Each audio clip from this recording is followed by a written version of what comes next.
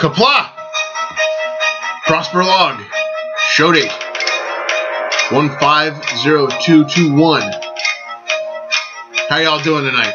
I'm doing pretty good. Got a little bit of a headache, but hey, I'm doing alright.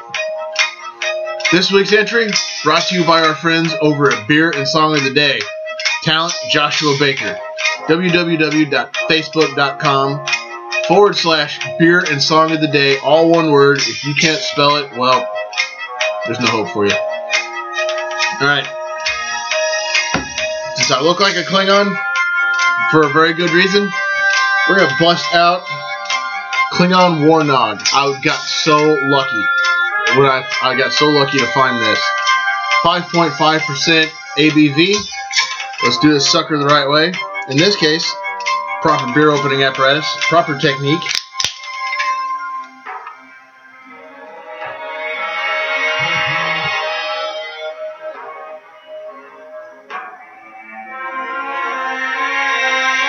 Apparently I'm being a little loud, so... Ooh, uh-oh, okay, right there. Perfect, got a little left in the can. Cheers to you all. Kapla! As they'd say in the Klingon Empire. Ooh, that's good. That is a good drink.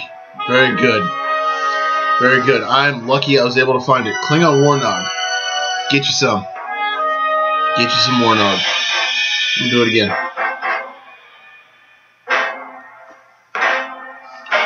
Ooh, that is awesome. I'm going to top it off now. Perfect. Alright.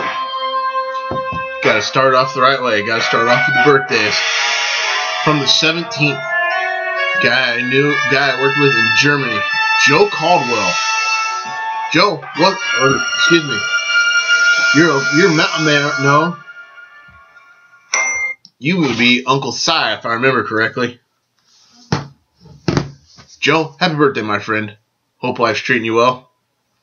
Hope you enjoyed one of these. Hope you enjoyed adult beverage on your birthday.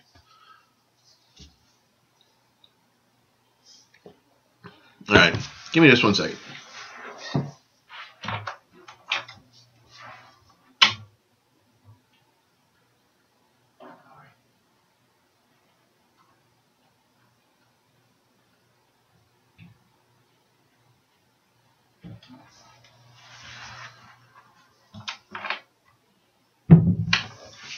Alright.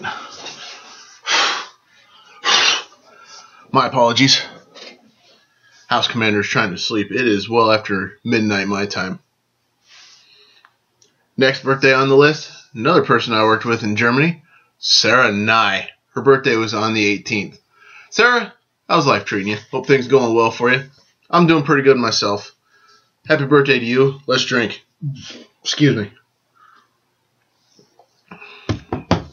And the last birthday from the 21st, Brandon Osborne. Ozzy, buddy, how's life going? How's everything going? Hope you have a happy birthday.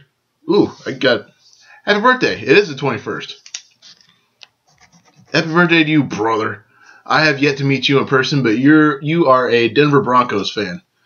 You're all right in my book. Let's drink. All right, birthdays. Done. First additional greeting. I got to do this one.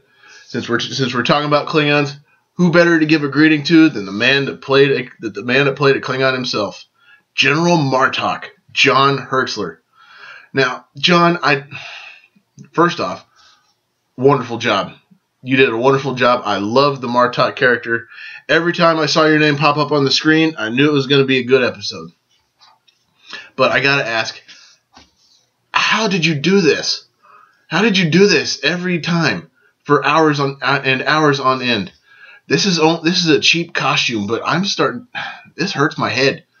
Was yours custom made? Did yours hurt your head too? I don't know. One of the guys that made Klingons that brought depth to the Klingons, my eyebrow is doing some funny shit. I don't know. Anyway, John, the Klingon salute to you, the Prosper salute to you, and I drink to you. All right, let's give some love to another actor that played a Klingon. He played the Klingon Card in the web series Star Trek Phase 2 New Voyages, John Carrigan. John, now, I know you didn't have as much with this as John Hertzler did, but at the same time, I like your work. I like what you do on New Voyages. I drink to you. All right. Next on the list, the lovely Kat Thompson.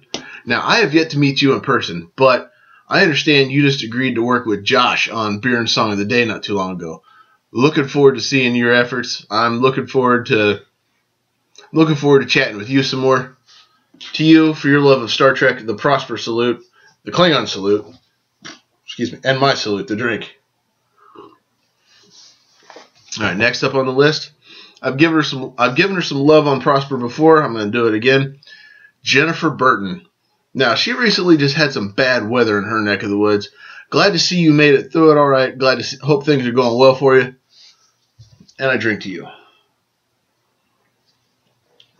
right, next up on the list, this is a gal I've known off and on since I was a little guy. It's been a while since I've seen you. The wonderful Jerri Cheeseman. Jerri, hope life's treating you well. Hope things are going good for you. Hope you get to spoil the crap out of them grandbabies of yours. And let's drink. We're winding down. Got a few more. Next on the list, I met her over a year ago when I was on a trip to to Texas, Abilene, Texas. Renee Phillips. Renee, how's life treating you? Hope things are going well for you. I hope I get the chance to see you again. Let's drink. Oh, before we drink, I want to thank you for being an outstanding fan of not only of Beer and Song of the Day on Josh's behalf, but of being a super fan of my show as well. Klingon salute to you. Prosper salute. Let's drink. I need to nurse this thing. It's the only one I was able to find. All right, moving on. This young lady I wanted to meet when I was in Texas. I didn't get the chance to. Stephanie Carpenter. Steph, sis, how's it going? Hope life's treating you well. I hope you're doing okay. And I hope I get a chance to meet you in person one day. Until then, Prosper salute, Klingon salute. Let's drink. And finally, this is a gal that I found on Facebook. That we've got a mutual friend, but I have yet to meet her. Frances Lee. Can I call you Fran? If not, I won't. I hope things are going good for you. I hope I get a chance to meet you in person someday. Let us drink. All right, additional greetings. Extended. Let's go to this week in Trek history, shall we? Just 2 birthdays. First one from the 16th, February 16th, 1957. The man, the legend, LeVar Burton. Geordi LaForge in Star Trek The Next Generation turned 58 on the 16th, and from the 22nd, February 22nd, 1968, the lovely Jerri Ryan, 7 of 9 of Star Trek Voyager, turned 47, or she will turn 47 on Sunday. To you two, the Prosper salute for such a job well done. What the hell? Klingon salute since I'm doing it. And I drink to you two. To you two fine role models. All right. This week in Trek history. Recognized. Let's move on to the database, shall we? Yeah. Here it is. Errand of Mercy. Kirk and Spock try to protect the planet Organia from the Klingons, but the natives don't want the Federation's help. Go figure. And it's appropriate Klingons. It is appropriate. Alrighty. Let us... Ooh, excuse me. Alright. Ooh, I still don't know how they did this. Alright. Let us go behind the scenes on this one. This episode marks the first appearance of the Klingons. Story editor Dorothy Fontana thought the Klingons were made the regular adversaries of the series because they didn't need any special and expensive makeup like the Romulans, whom she thought to be much more interesting. Gotta get that fixed.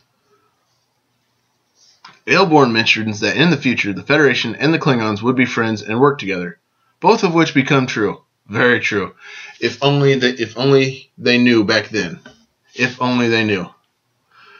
This episode title comes from The Life and Adventures of Nicholas Nickleby by Charles Dickens. It is an errand of mercy which brings me here. Pray, let me discharge it. In the script, the Klingons were described as simply Oriental, hard-faced. Weird.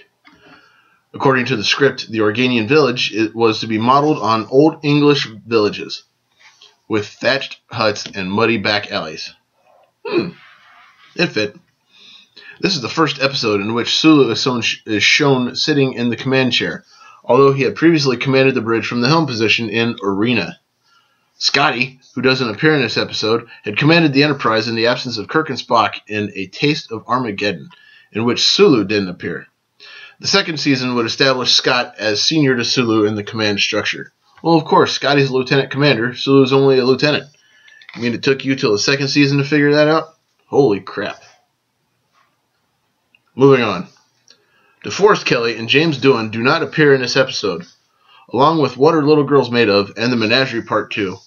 This is one of only 3 appearances after the 2 pilots in which Kelley does not appear.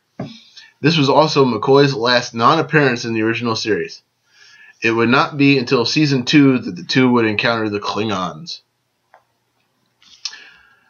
This was the first appearance of John Colicos as Kor. The character was also set to appear in Day of the Dove and The Trouble with Tribbles, but Colicos was unavailable and other Klingon characters were written in.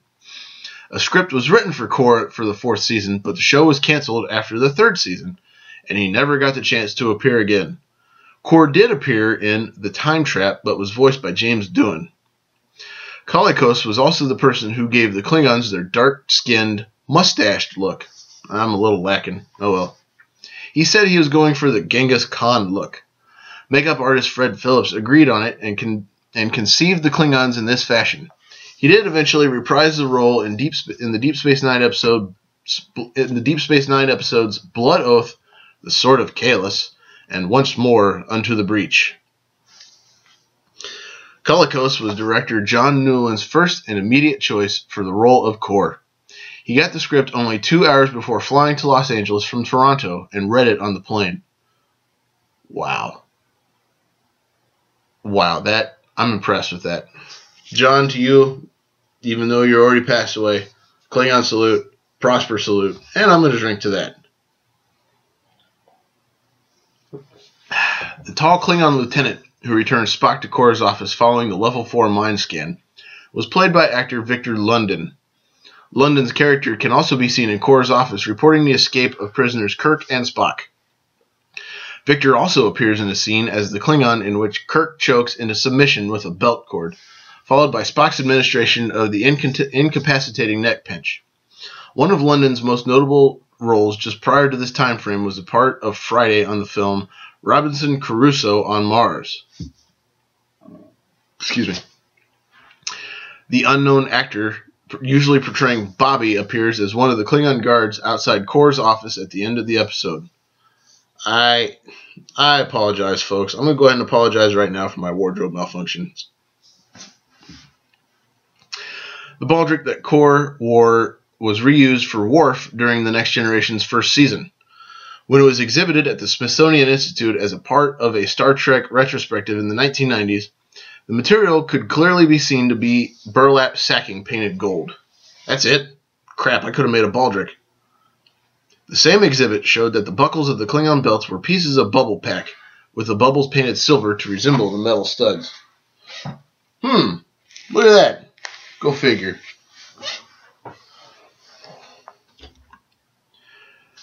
This is one of only 2 episodes that show an actual Klingon flip-top communicator, which is similar to, but smaller than, the Starfleet version. Watch when Kor contacts his fleet. The other episode is Elan of Troyes. The communicator was recycled from the Armenian version from A Taste of Armageddon. It appears that Core uses texting and wireless telemetry, possibly one of the first uses of the now common wireless technology in film, TV media. And this type of media right here. Also recycled and reworked from A Taste of Armageddon are the sonic disruptor pistols, first used here by the Klingons and later the Romulans. The boxes in the Klingon munitions dump were spray-painted corrugated cardboard containers. The main gate to the Organian village where Elborn greets Kirk and Spock was previously the gate to the Rigel 7 castle in The Cage. The stairs on which Spock and Kirk phaser the Klingon guards are the same set where Christopher Pike battled the Kalar in the original pilot. Location filming for both episodes were done at the Arab village portion of the famous 40 acres backlot. The entrance of the Klingon headquarters is the same building as the main gate to the Organian village, filmed from a longer distance and different angles. The scene where Kirk and Spock stun the guards and break into the Klingon headquarters was filmed at sunlight using a day-for-night filter. Fascinating. The view of the Citadel at the beginning of Act 1 is a stock footage shot from Citadel Lafayette in Haiti. The script specified for a matte painting to be used. Hold up.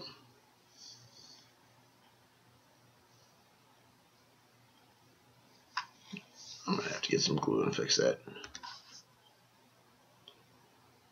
It called for a matte painting to be used, but the stock footage shot proved to be much more cost effective. Since only the bridge set was used in both this and the previous episode, The Devil in the Dark, most other Enterprise sets were temporarily demolished to make room for additional swing sets depicting the original Organia interiors on Desilu Stage 9 in addition to the usually used Stage 10.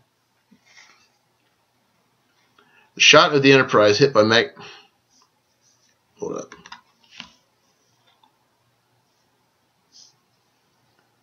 It's going to get fixed or tossed. The shots of Enterprise hit by magnetic pulses was a stock shot of energy bolts hitting the ship. The corresponding live action sequences used a buzzing electrics effects theme, which would be reused for the Klingon Bird of Prey firing effect in Star Trek III: The Search for Spock. The shot of Enterprise firing was also a reuse. This time, white bolts shot out of the ship are said to be phasers, even though in other appearances, the same effect represents photon torpedoes. The script, written by producer Gene Kuhn, specified that the battle shall be depicted using stock footage from Balance of Terror and Arena. This is the last episode in which the term Vulcanian is used to refer to Vulcans. Both Vulcanian and Vulcan are used at different points in the episode. Core uses Vulcanian, and the Klingon lieutenant uses Vulcan, both in reference to Spock. A comic book published by IDW Comics in April 2007, entitled Against Their Nature, told this story from the Klingon point of view. Fascinating. I am going to have to check that out. The Bantam paperback Star Trek New Voyages includes a story called Mind Sifter, which described the horrific after effects of the Klingon torture instrument on Kirk. A reference to the events of this episode would appear in the Deep Space Nine episode The Sword of Kahless, when Jadzia Dax introduces Worf to Core. Worf tells Core he had heard stories about Core since he was a child, including Core's confrontation with Kirk on Organia. Kivas and Trillium are later mentioned in the Deep Space Nine episode Trials and Tribulations as a tribute to this episode. Also, the 1970s Star Trek fanzine was named Kivas and Trillium. Fascinating. David Hillary Hughes can be seen saying "Ach du Lieber" in a first season blooper reel. The Organians are seen once again in the Star Trek Enterprise episode Observer Effect. In that story, 2 Organian observers visit the Enterprise to witness how humans deal with a silicon-based virus, a long-standing test for many galactic races. In the course of the story, 1 Organian influences the outcome, in this case saving 3 lives, a violation of their rules about non-interference, rules that by this story have been relaxed. The lead researcher also comments that preparations for first contact with humanity will begin, a process that should take approximately 5,000 years. The arrival of the Enterprise and the Klingon vessel in Errand of Mercy negates that prediction. Excuse me. The American synth pop group Information Society famously used a quote from this episode of Spock saying "pure energy" in their 1988 song "What's on Your Mind." These 2 words were taken from Spock's line towards the end of the episode, "pure thought." Totally incorporeal, not life as we know it at all. Fascinating. Pure energy. In the Starfleet universe, it is explained that the Organians' powers only work within their own star system, and thus they were unable to truly prevent large-scale wars. Their actions in the episode to stop the Federation-Klingon War were largely a bluff. Eventually, they would enlist the Interstellar Concordium to impose order on all the local races. However, the original series comics set between The Wrath of Khan and The Search for Spock contradict this. The comics claim that the Organians prevented the 2 powers from going to war at all. Eventually, a war does break out, courtesy of manipulation by Yarnik and the Excalbians. Kirk eventually convinces the Excalbians and the Organians to fight each other, and as the Organians disappear, they lose control over the Federation and the Klingons. In the 1970 novel Spock Must Die, the Klingons envelop Organia with an energy shield in order to neutralize the Organians' abilities to prevent war between the Klingons and the Federation. Eventually, the plot is discovered and the shield is disabled, restoring the Organians' imposed interplanetary peace. And finally, according to the novel The Sorrows of the Empire, the Treaty of Organia was signed between the Terran Empire and the Klingon Empire in the Mirror Universe during the 2260s, suggesting that a version of the events of this episode also occurred in that universe. Fascinating. Alright. Slam the rest of this.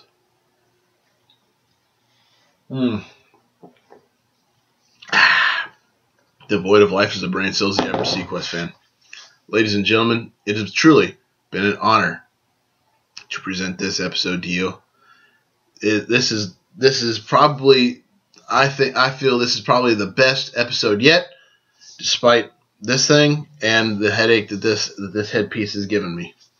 So with that, it is time to make like the Enterprise and warp out. So ladies and gentlemen, take care, have an awesome night or day. Don't do anything I wouldn't do, and if you do, name it after me. Don't drink and drive, because, well, you might spill your drink. More importantly, you might kill yourself or somebody else. Excuse me. And drinking and driving is dumber than being a Sequest fan. And the only thing worse than that is rooting for cheating crybabies like Tom. Giselle won't let me go to the Pro Bowl, and you gotta tuck the football, and we gotta deflate him in order to win, and I didn't do anything to contribute to the Super Bowl victories. Brady, men slapping women, racism, animal abuse, fake friends, people who welch on bets, or anyone who is a member of, supports, or defends the Westboro Baptist Church. Things like that are highly illogical, and I will not make time for them. Ladies and gentlemen, as I said, it has truly been an honor. Kapla! And live long and prosper.